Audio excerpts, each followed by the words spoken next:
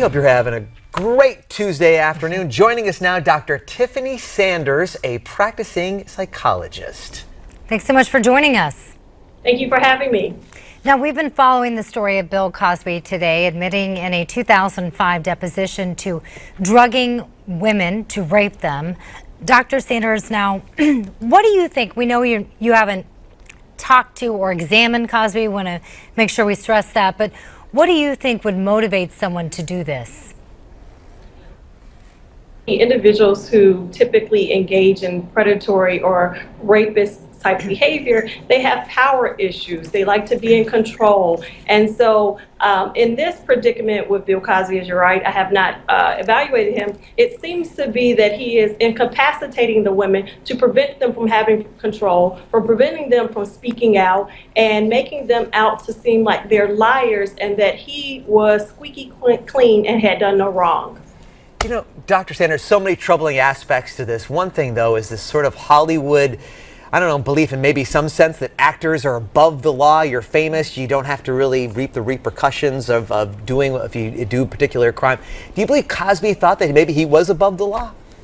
It's possible. You know, individuals that are in the limelight like that, they have a huge ego. They may believe that they are invincible, that they cannot be touched. And he likely has gotten away with it for so long that he didn't think his sinister behavior would be caught. And unfortunately and gladly, it has been. Well, you know, I think for those of us who grew up watching Cosby, this is kind of gut-wrenching to believe that this is true. It's almost like he has two different personalities, this very public persona and then this private life. It's kind of striking. Have you run into this before during your practice?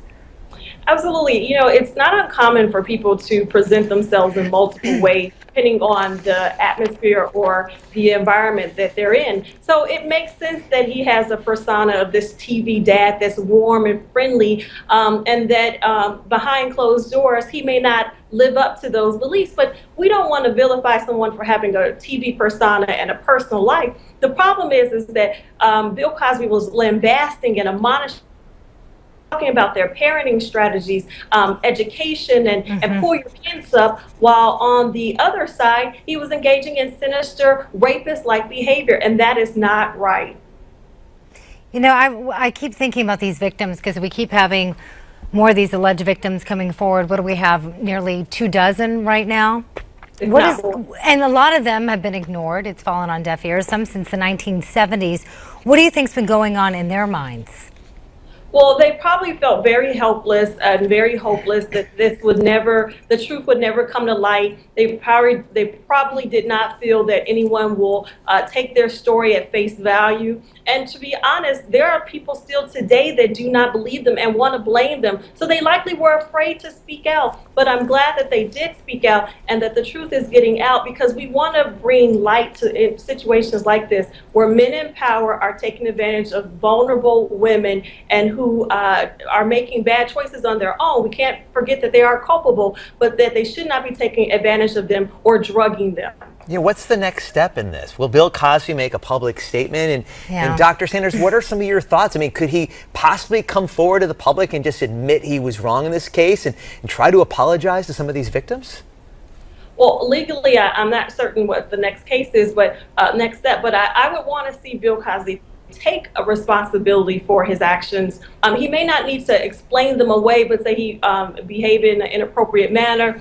He's seeking sort of counseling and some sort of psychiatric care to understand why he did what he did, and to apologize personally to the victims, because we have been re-victimizing them in the media by not believing them, and he has contributed to that. Dr. Sanders, thanks so much for joining us here on Newsmax Now. We really appreciate your insight into this matter.